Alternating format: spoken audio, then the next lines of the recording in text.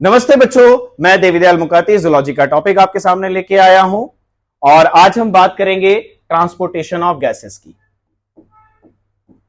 Transportation of gases, इसमें हम बात कर रहे हैं ट्रांसपोर्टेशन ऑफ ऑक्सीजन। तो ऑक्सीजन का ट्रांसपोर्टेशन देखेंगे। ऑक्सीजन के ट्रांसपोर्टेशन का माध्यम अगर देखें तो ये दो फॉर्म में ट्रांसपोर्ट होता है। एक होता है in the form of oxy haemoglobin के फॉर्म में, जो आरबीसी के थ्रू जा रहा है, और दूसरा in the dissolve form in plasma. ये कितना परसेंट है? ये हमारा 97% ऑक्सीजन ऑक्सी हीमोग्लोबिन के फॉर्म में ट्रांसपोर्ट होता है बच्चों, और अराउंड 3% जो है प्लाज्मा में डिसॉल्व फॉर्म में जाता है। राइट, तो देखते हैं कौन कौन से फैक्टर होते हैं, क्या क्या चीजें इसमें आती हैं। सबसे पहले बात करते हैं हम बच्चों हीमोग्लोबिन की।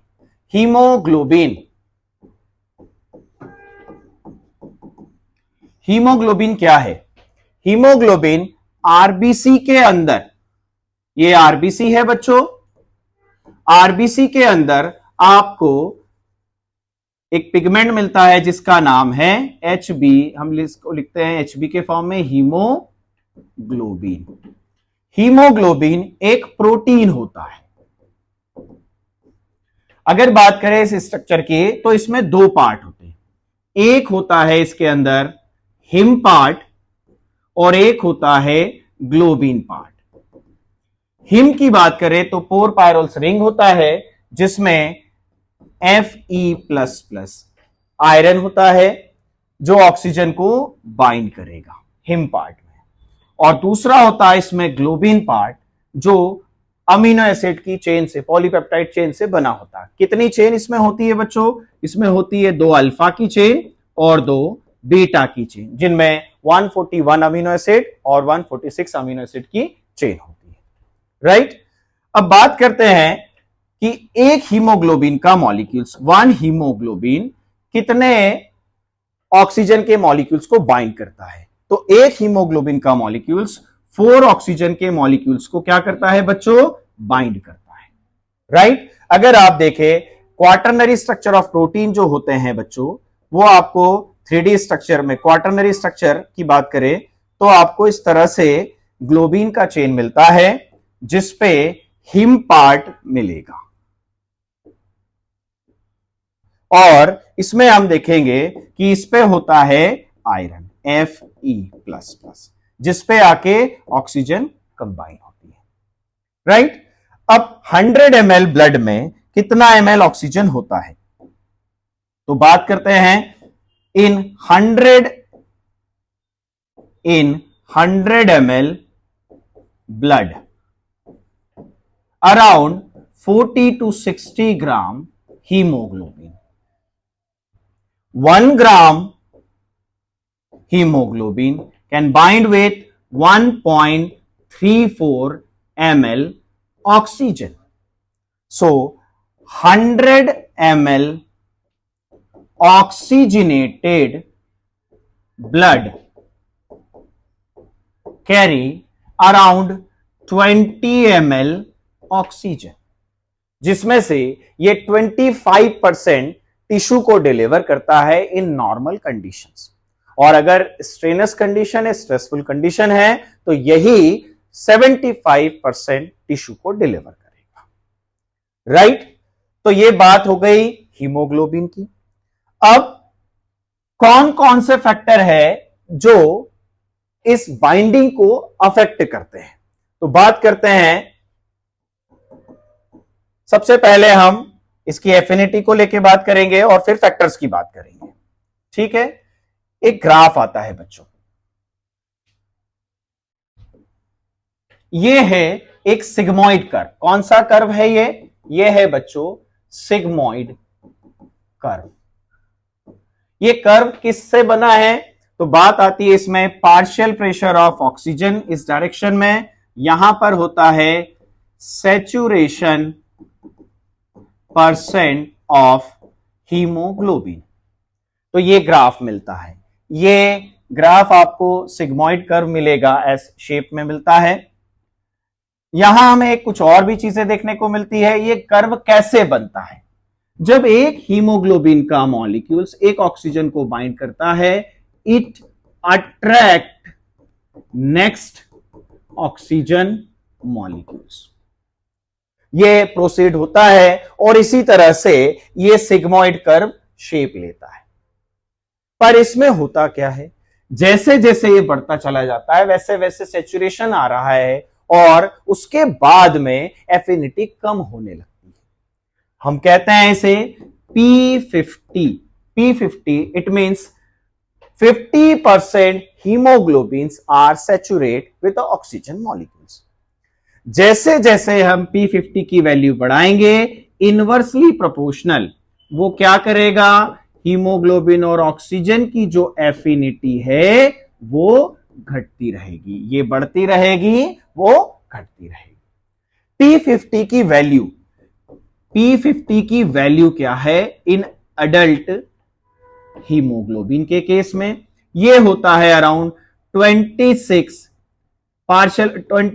mmHg of partial pressure of oxygen. मतलब इतने पार्शियल प्रेशर पे ऑक्सीजन के 50% haemoglobin are saturate with 50% haemoglobin are saturate with oxygen molecules.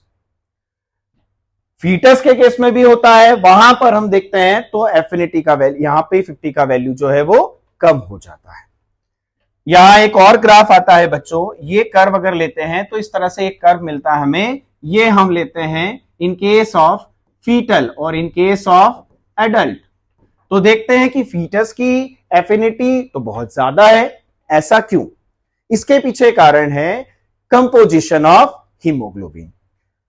Adult case में हमने आपको बताया कि हीमोग्लोबिन जो है उसमें 2 अल्फा और 2 बीटा की चेन होती है। वहीं अगर बात करें फीटस के केस में तो वहां पर 2 अल्फा और 2 गामा की चेन होती है। और गामा की चेन का एफिनिटी एक केमिकल जो ग्लाइकोलाइसिस प्रोसेस के दौरान बनता है, एक मॉलिक्यूल जिसका नाम है 2,3-bis फॉस्फोग्लिसरेट, उसके प्रति उसकी एफिनिटी नहीं होती है, उसके प्रति उसकी सेंसिटिविटी की वजह से उसका जो एफिनिटी पे उस पर कोई इफेक्ट नहीं पड़ता और ना ही इस पे बोर इफेक्ट आता है।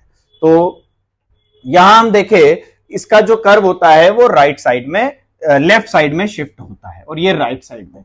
हम देखते हैं कुछ फैक्टर्स और भी होते हैं। एक मॉलिक्यूल्स और होता है बच्चों और वो होता है मायोग्लोबिन। मायोग्लोबिन की अगर बात करें तो उसका कर्व कुछ इस तरह से बनता है। ये कर्व होता है मायोग्लोबिन का। अब ये क्या है? मायोग्लोबिन ये भी एक तरह का प्रोटीन होता है। It is a tertiary structure of protein. ये एक ऑक्सीजन स्टोरेज मॉलिक्यूल्स होता है।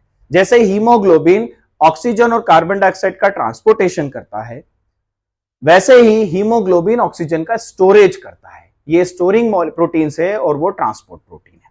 इसकी एफिनिटी हीमोग्लोबिन के प्रति बहुत ज्यादा होती है as compare to the adult haemoglobin, right?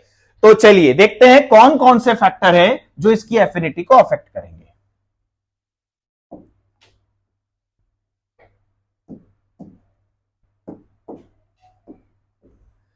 यहां हम लेते हैं पार्शियल प्रेशर ऑफ ऑक्सीजन और यहां ले रहे हैं हम saturation percent of haemoglobin. Factor which affect the association और डिसोसिएशन ऑफ ऑक्सीहीमोग्लोबिन।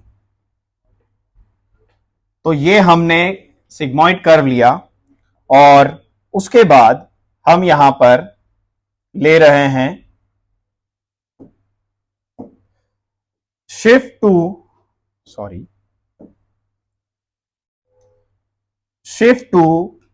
लेफ्ट और shift to right.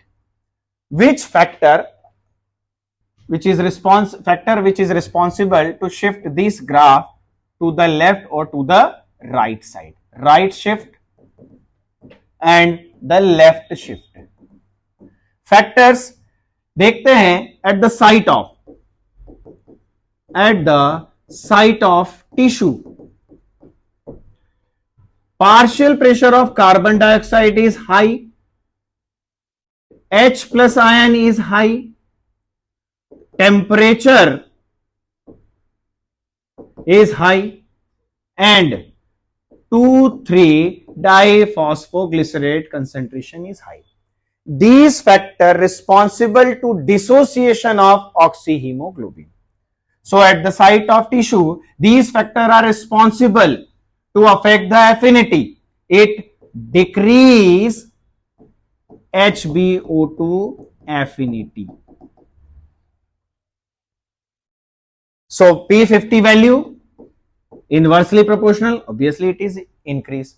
So these factors are responsible for dissociation. It shifts the graph toward the right side.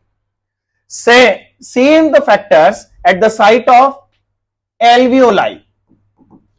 At the site of alveoli, partial pressure of oxygen is high, partial pressure of carbon dioxide low, H plus ion low, temperature low, 2,3-diphosphoglycerate concentration is low. So these factors affect the affinity. It increase the hemoglobin oxygen affinity, and the P50 value is decreased. So these factors are responsible for association of oxyhemoglobin, and these factors are responsible for dissociation of oxyhemoglobin, which affect the affinity of oxygen with hemoglobin. So thank you बच्चों.